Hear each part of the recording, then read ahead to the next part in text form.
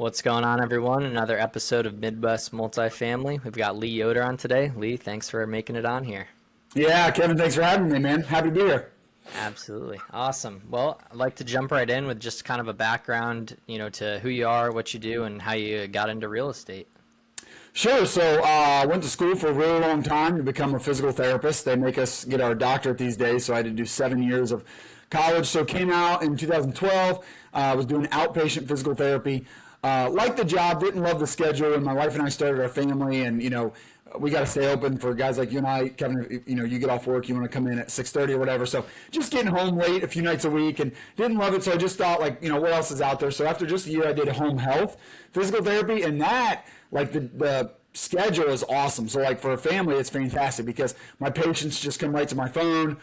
My work phone that my company provides me, and I just go see them whenever I can, whenever it makes sense for me and them. So it was easy to take a day off. It was easy to take an afternoon off. I kind of start whenever I want, end whenever I want. Just there's certain things I had to hit, but so that job was awesome. If it were just up to my wife, I'd still be doing that today because paid enough, consistent. Healthcare not going anywhere, right? And I was using my degree, of course, but I was just really bored. So because it was kind of easy, low stress, kind of just the same thing every day. I mean, sure, I'm driving to different people's homes, but I'm doing the same thing. I'm just treating elderly people who had a hip replacement, knee replacement, heart surgery, something like that. So actually, the company I was with is a staffing company in Cincinnati. I didn't really know very much about them when I came on with them. I probably should have done some more research, but they actually brought me in the office to be the clinical director, which I jumped at that opportunity because I was just looking for something more. Well, I kind of gave up all my flexibility because now I'm in the office, and this is pre-COVID, so in the office, you got to be in the office, got to come in early, leave late, all that stuff. It was a startup company, so a lot of young people, and so people were working really hard, long hours. And now it was kind of on the opposite end of the spectrum. So I was loving my work. It was very challenging and exciting compared to, kind of boring home health or whatever. But now I don't have the flexibility, so it's not good. So now we have two young kids, and we're getting our family going. So my wife didn't love that job, and then ultimately I didn't either. I didn't love the hours and the lack of flexibility, but I love the entrepreneurial side of it. So and I got a taste for and really. So I was doing no therapy there. I was doing no more physical therapy. I was in the office doing sales, doing a lot of operations stuff, and just building out this division for the startup company. So again, very entrepreneurial. So I'm like, man, I cannot go back to home health physical therapy alone. But I'm not going to go to outpatient. So, what else is out there? Read Rich Dad, Poor Dad. Kind of went down that rabbit hole. Started reading all these books, and I was like, all right, maybe it's real estate, but I know it's got to be something else. So, but I was talking to some people, and they're like, hey, if you could get a job where you had flexibility, or you could work from home, then you could do real estate on the side and try this thing out. Well, that's what home health physical therapy is. It's not from home, but I have a lot of flexibility. It's not stressful, so I have a lot of margin. I'm driving around half the day, so I can listen to podcasts, I can make calls, I can do all these things. So that's what I did. So at the end of 2016, I left that job. I took about a 30% pay cut, went back to home health physical therapy with the idea that I was going to do real estate on the side. So just real quick, in the fall of 2017, I bought a single-family home in my hometown. I just live north of Cincinnati. Bought a house to flip. We flipped that, did pretty well on it, but we realized, wow, flipping's not investing. Let's invest. So then we got a duplex, rented it out, but sold it real quick, basically flipped that. That was in 2018. 2019, we got a few small multifamilies, just did joint ventures on those with family and friends. Got a 16-unit, 8-unit, and a 10-unit. COVID hit, market went straight up, so we sold all three of those. This whole time I'm doing home health physical therapy. Well, by selling all of those, we did well enough to just kind of put all of our profits, which we own 50% of each of those, we put all of our profits in our savings account, and I said, this is enough for us to live off of for 4 years. So I'm going to quit, go full time. This is at the end of 2020 now, so 3 years into doing real estate.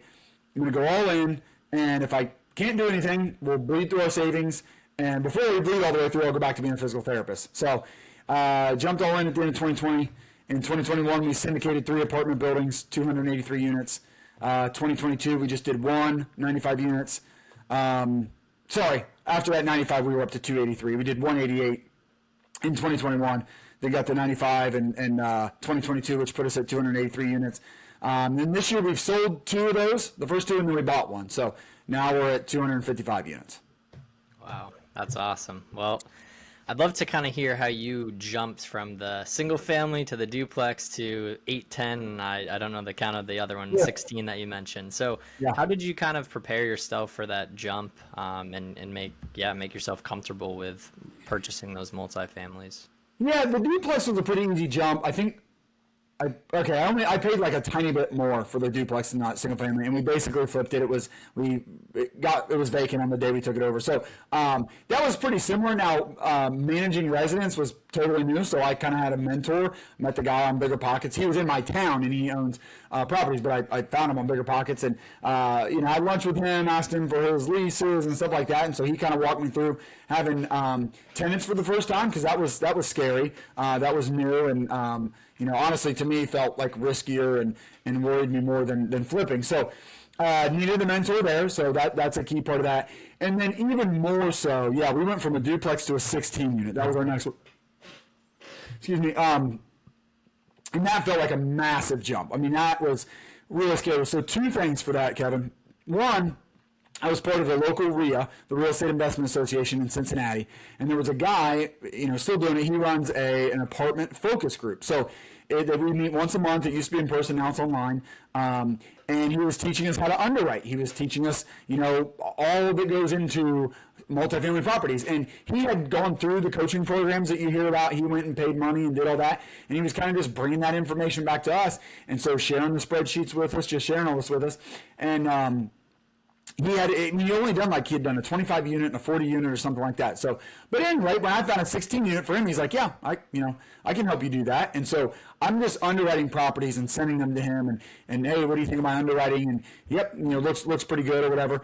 So when I got the 16 unit, he kind of held my hand. I said, all right, Mark, I'm going to make an offer. How do I do that? He goes, well, here's an LOI. Fill this out, send it in. They send it back. All right, Mark, they said no. Here's what they're saying. And so he really just held my hand. So I ended up giving him 10% of that property just because he did so much for me, and I wanted him to kind of stick with me. So he comes out in the inspection and just really held my hand. And once we got it and got going, he just I didn't need him anymore, but he kept 10% of the property. And so when I did the next 8 and 10, I didn't need him. But so that was one huge piece, was having a mentor and a coach and somebody. I really liked having somebody local that actually could be in on the property with me. Now, because I didn't pay him anything until we sold. So when we sold that property, he made $20,000, which is about what a lot of the coaching programs cost. But I didn't pay him that until I made a bunch of money and the property did well. So that's the way to do it. But not everybody can find that. But that was huge. I couldn't have done it without Mark. And then the other piece, Kevin, and you and I were just having a conversation that now maybe we are bringing property management in house now. Maybe on all of our stuff, we'll see. But at the beginning, it was really helpful to have a property management company because, managing a 16 unit just felt so overwhelming. But when I realized, okay, well, I don't have to do it, and I can have this company do it, and I got referrals, that's what you got to do. Mark, referred me over them, other brokers and stuff, so I picked this property management company. They were managing 1,000 units in Dayton, and this 16 unit was just outside of Dayton. So, you just go through this transition in your mind where you're like, okay, 16 units is 8 times bigger than a duplex. That's why it seems so much bigger to me. But 16 units is 1.6% of a 1,000 unit portfolio. So that's the difference. It's so big to me. It's so tiny to them. So all of a sudden, it's like the people that are actually going to manage the property, this is a walk in the park for them. It's no big deal. So that gave me a lot of confidence. So those two things are what got me over that hump. Oh, that's huge. Yeah, the mentorship piece is one of those things that constantly comes up and doesn't necessarily have to be that 20K mentorship. It just happens that you also paid that on the back end. So happy to do it too. Yeah, I was thrilled to pay him that. That's awesome. Yeah. Well, after you exited the 16, 8, and 10, now you jump to the 95. So I'm curious what that hurdle looked like and kind of what you did to prepare yourself for that. And if you don't mind speaking to that, and that's huge. Yeah, the 95 wasn't the first syndication we did. It was pretty soon after, but we did a 45 unit, and it wasn't too similar. So we had a 34 unit portfolio, sold that, and then about 45. So it was just a little step up, and even that 45 was 2 8 units and a 29 unit that we bought together. So kind of just another nice little step, because then right after that we did a 47 unit, but it was 47 in one property, so kind of this different step. But Kevin, the biggest difference there, honestly, was the paperwork, because we did a syndication instead of a joint venture. So I always tell people, if you can just find a couple people to invest with you, joint ventures are awesome. I mean, it's it's simple. You can keep the cash flow. We could get into that, but there's a lot of benefits. But the biggest difference of doing the 45 unit, because we did it as a syndication, was the paperwork. So, we're paying attorneys. It was $10,000 back then. Now it's like $13,000, but you got to get all this paperwork created. The investors have to sign it all. And then, we only brought in 7 investors. Again, kind of a small jump. But then that 47 unit that we did after that, we brought in like 25 investors. So that's the biggest difference. You're bringing in more investors. You're raising more money because you're paying more for the property.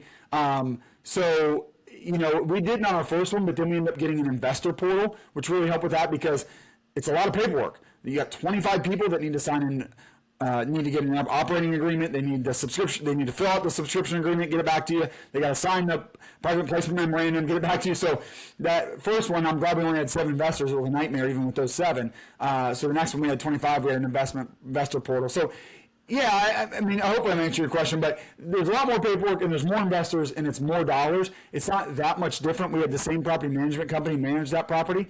And the bigger properties are easier to manage, frankly, for a property management company. So, the biggest difference was the paperwork, and that's kind of daunting, but, you get get syndication attorneys that you trust. They'll handle all that. And then just managing all the investors. That's kind of different.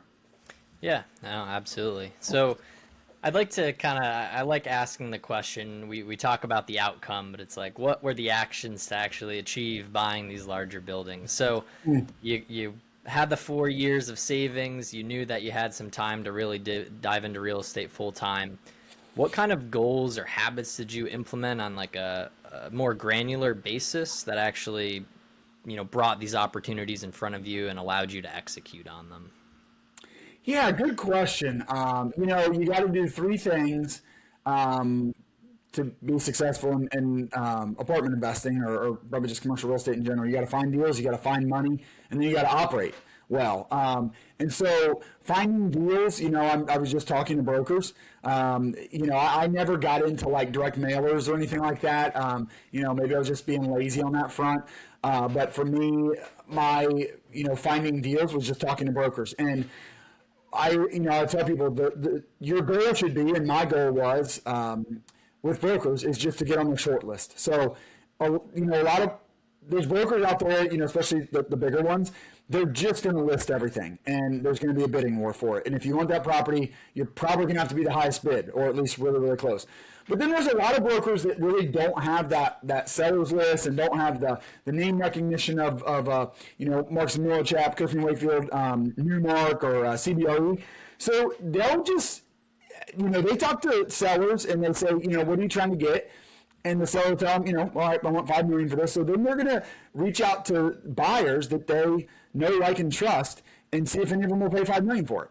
And so if you're on that list of the guys that they're going to call first, then that's a really good spot to be in, because now there's not a bidding war and $5 million might make sense. And if that broker really likes you, we've bought properties where we weren't the highest offer, but they didn't do like a full marketing on it. And they just, trusted us, and we showed well in the beginning. Now it's tougher in the beginning because now we've done a few. So when we go to a broker, they're like, yeah, if they close a deal with us, for sure, they one thing we really, really pride ourselves on is being a good buyer, being someone that does what they say they're going to do, and we do it quickly and honestly and to the full extent and all that. And so the brokers want to work with us. But that's it for us as broker relationships, to try to get on that short list of buyers for as many brokers as we can in our area. And then finding money, that's tough in the beginning. In the beginning, honestly, all I really did was I just kept talking to people about what we were doing. And I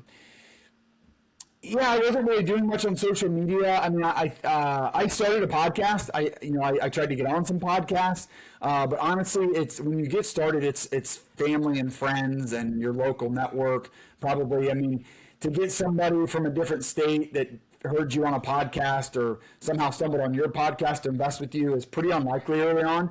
But to get somebody in, for us in Cincinnati that doesn't really know us, but then meets me at the RIA meetup, they just feel like they know you because you live in the same town. And then the fact that you're buying a property in their town and they can drive to it, I think that's more realistic. So that's what finding money looked like for us. And then as far as operating, the way I went about it, Kevin, was just starting small and cutting my teeth on small stuff. So I had no idea what I was doing on a duplex, but we learned a lot as we were doing it. And, there's smaller mistakes on smaller properties. And then we didn't really know what we were doing on a 16 unit. We brought in property management, but I didn't know how to manage a property manager, but just cut my teeth doing it, learned a lot. Same with the 8 unit, 10 unit. And so by the time we had, worked on those for a year and learned that, then I felt more comfortable taking other people's money and doing it on a 45 unit. So that's kind of the operations piece. That is, no, all those aspects are awesome. I'd love to briefly go back, maybe selfishly, to the broker relationships, because Sure. majority of properties we've bought have been off market, and so even with a track record now and owning a portfolio, it still seems like sometimes it's hard to kind of break down that wall between the broker and to maybe make it on that short list. I'm curious if you have any tips there or advice as to how you can, actually build that relationship and be someone that they know, like, and trust. Yeah, I think the more you can, so a broker is going to have a price that they got to hit or they need to come close to it for the seller. So price matters, but the thing that they really care about when they are picking a buyer is the assurity of closing. So the more you guys can do to show these brokers your track record, and not only just, hey, we've bought this size of property, this type of property in this area, so if you've got something, you can trust that we can buy it because we've already done it. So that's part of it. But also, like, hey, we were something good. We're like, one thing I've always been able to say, Kevin, is whenever we've gotten something under contract, we've closed on it. So that, just the surety of closing. Like, if you work with us, we don't backtrack, and I try to explain to them, we do value add, so we're always going to have a big rehab budget, and so I can show you that. Look at what we've done with these properties. So when we come in, we're expecting to spend a lot of money. So if we come in and find that the windows need replaced, we already were counting on that. So we're not going to retrade. So the lack of retrading on our end, doing what we say we're going to do, the more you can kind of show that to a broker and kind of prove that to them, I think the more they're going to want to work with you. But then honestly, it's still going to be hard to compete on some properties. I mean, there's still, properties that come up and I'm like, man, I'd love to have a chance at that, but I don't know that I'm going to be able to compete with some of the guys that go after that. So we're still in a space where, some brokers bring us deals because the guys that are bigger and better than me don't want it. So that's the sandbox I'm still playing in. So I think some of it's just be realistic with yourself. I mean, be realistic what you can compete on. And sometimes it's letting the brokers know that, like, hey, if you've got that, if a broker has 150 units just outside of Columbus, there's 1 million people that'll buy that, right? But if he's got something, out in Zanesville or something, that is outside of town and just a little rough or something, there's not as many buyers. So if you can be a buyer for that, it's just easier to get on that short list. So I don't want you to settle too much, but just if you're getting started, sometimes you got to buy the properties that the other guys don't want. No, that's huge. Yeah, absolutely. I think in general too, we notice secondary and tertiary markets, it's a little Sure. less competitive, and that's a great place to get started, especially when you don't have the 1,000-unit portfolio track record. So no, Yeah, I agree. great advice. Yep. I'm curious, where you guys are kind of headed and where your, I guess short-term goals are falling to hopefully get you guys there as well. Yeah, so what we've kind of learned in our short time, we haven't learned that much, but what I feel like we've learned is we really like multifamily. I'm bullish on multifamily long term. It's a great space, and we really enjoy it. The bigger properties are easier to manage, so the closer you can get to 100 units, the better, because 100 units can support a girl sitting in the office, handling all the calls and all the leasing and all that stuff, and probably a full-time maintenance guy. What we like to do with our maintenance guys is they're handling the maintenance requests, but then also doing a good portion of the unit turns. And so we can have 2 full-time people managing that property, so we love that. But like I just said, 100-unit properties have a lot of competition. So the other way to go about that, Kevin, is to get a 40-unit and a 60-unit and have them pretty close. So we're trying to do more and more of that. So that's why we're, we kind of just want to be in Dayton and Cincinnati for right now. And, I would love to go to Columbus, but I've always told the brokers, I only go there for 100 unit. But I mean, I feel like I should laugh after saying that. I just feel like there's no way I'm getting 100 units in Columbus, because there's the hottest market in the country right now.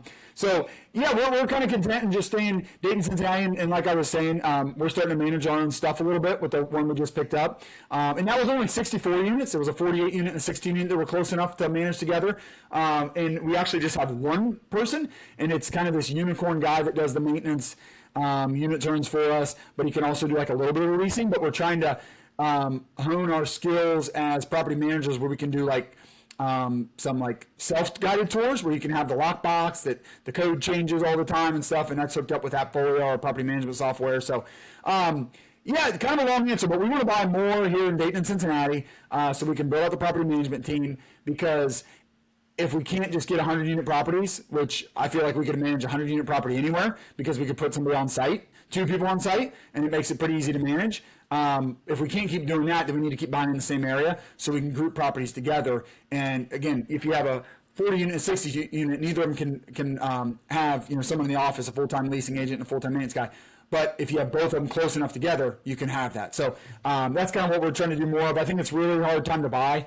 Interest rates are high. Prices have not come down enough to offset the rise in interest rates. So we're really having a tough time making things pencil. And I'm honestly not that optimistic that we'll get many great deals in the next 6 to 12 months. I would say the next 6 months. I'm pretty excited about 12 months from now.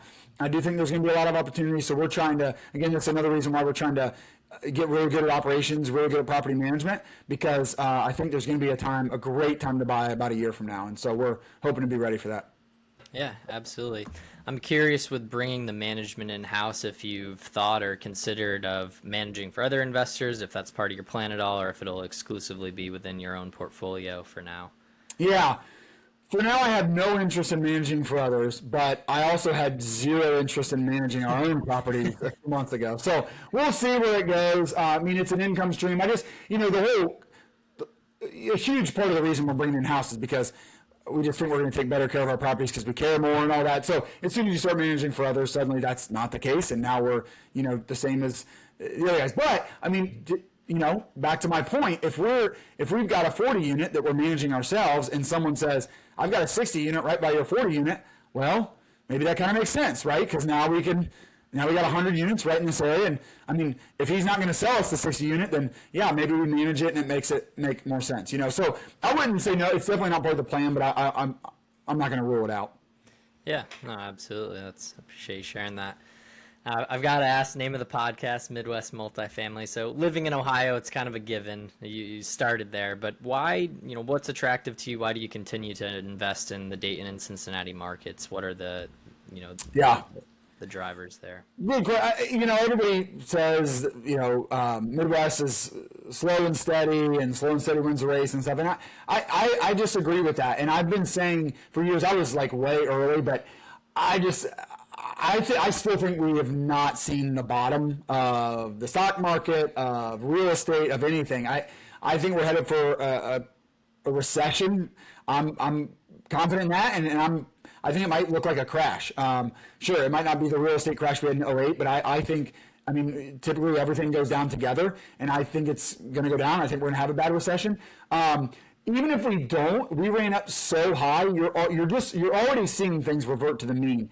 And the places that rise the highest fall the farthest. So in my short time, again, I think what I've seen just in this cycle is when we are on the upswing and everybody's excited and interest rates are low and everybody's buying and it says, then yeah, you should be in the hottest markets in the country. Phoenix, Austin, Tampa, Denver, Nashville.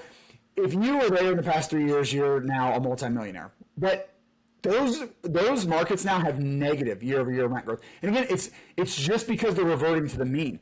Whereas Cincinnati is now like leading the country. Cincinnati, Indy, Kansas City, we're now leading the country because we didn't go so crazy and like we're lagging. So if we have a crash, if we have a recession, Midwest is going to correct as well. But we won't correct nearly as far. So you're not going to be punished like you are in other markets. I think there's going to be some people that are really, really punished in other markets. So that's why I like the Midwest. And then the other thing too, what I kept saying during the run-up, people love to look at population growth. And I get it. Population growth, job growth, of course. That matters. But so does new construction. And typically, new construction follows the population growth. And ends up finding a way to cancel it out. And that's what you're seeing in these hot markets. And then the other thing is, I see guys buying properties for $300,000 a unit in Phoenix. Are they getting $3,000 a month in rent? No, they're not.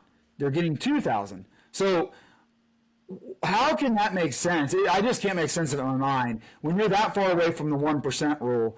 And then, which means, if you're buying for $300,000 a unit, you should rent for $3,000 a unit. Here in the Midwest, expensive is $100,000 a unit. Well, in some areas, Columbus sells for $300 in some spots too. But you can get something for $100,000 a unit. You and I, Kevin, have bought for a lot less than that.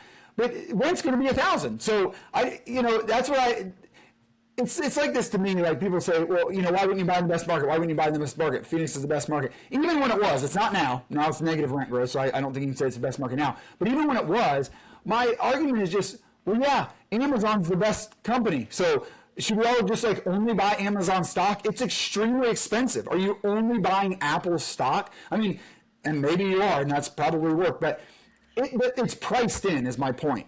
Everybody knows the hottest market. So you're not the only one that knows that Phoenix and Austin and Nashville and Denver have the most population growth and the most job growth. Everybody knows that. So you have to pay for it. So, and there's even more competition, I think, that even goes beyond what it's worth because of that population growth. So that's why I like the Midwest, because there's less eyeballs here. A lot of the big buyers won't even look at, our markets. I think that's changing a little bit now because it is performing so well. But I'd rather find less competition. I recently, here's a book recommendation for you, Kevin, was Sam Zell's book. If you haven't read it already, Am I Being Too Subtle? And he's one of these guys, you assume he's brilliant, he probably is, but he breaks things down and makes it simple, and I think that's what makes him a genius and a great investor over the long period of time. And his whole thing was, I don't want to have competition. I want to go where nobody is. And it's funny, he mentioned Toledo, Ohio was where he did best in real estate. And he just said there just weren't there wasn't much competition there. So that's why I like the Midwest. Just for right now anyway, a lot less competition so you can still do well. Yeah, no, I totally agree with everything you're saying. And I think one thing to throw in at the recession comment is, we feel really good about, hey, maybe the price does fluctuate and everything that we've got, we plan to hold for the long run. So knowing that our tenants are paying, 30% of their income or less is a very reassuring thing for rent, at least, to know hey, these people can afford our units. And like you said, they're not paying $2,500 a month, but they're only making $4,000 a month in Phoenix or $5,000 a month, and they're paying 50% of their income or more, towards rent. So they just can't afford it. So yeah, 100%. I think the affordability in the Midwest too is definitely there. But for sure. You made a lot of good points there that I was jotting down some notes on. But, one thing I like to pretty much ask everyone that's been on, but, anything looking back that you would do differently or advice you'd give to someone just starting out, either of those two things that you can think of? Sure. Yeah, I think networking is the thing that can really catapult you forward. So I'd get out in the groups. There's a lot of free groups, but just to get out and see what other people are doing. That was really helpful to me, and I wouldn't have been able to do what I did without a mentor. So I never paid for coaching. Well, no, actually I have. I do now. I didn't on my way up and to learn, and now I've got just a guy that owns thousands of units, and I just pay him once every 3 months when we talk or whatever. So just kind of a one-on-one coach. But I didn't go do the coaching programs. But I was considering it. I just think you've got to know what you're doing. The easy money has been made. It's maybe we go through another cycle like that, but it's going to be a while, I think, before we do. So you've really got to get good at it. I suggest people start small. I think small multis are awesome. Anybody can go get a duplex, triplex, manage it yourself, and cut your teeth. So, yeah, I would just network with people that are doing what you want to do. One thing that somebody told me one time that I think is really important, don't just find people that are doing the work that you want to do, but make sure their life looks like what you want it to look like. So for me, I'm a Christ follower. That's my number one. My family's my number two. And then I love to work. I love real estate, but that is a distant three. So I want to make sure the people I follow they're crushing it in real estate, but they're also, you know, and they don't have to be a Christian, but they're a good husband and a good dad. So yeah, get around people like that.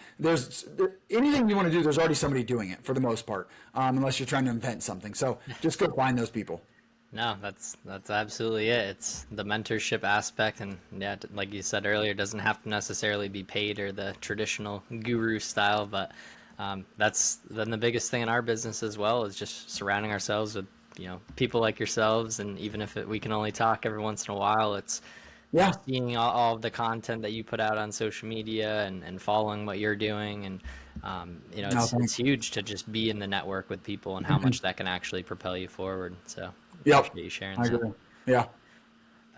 Well, that's really all we cover on the podcast, and would love to kind of hear if there's places that people can connect with you, or where you want them to follow you. I'm happy to share that, and I can share it in the notes as Sure. well. Yeah, sure. I'm pretty active on LinkedIn and Facebook.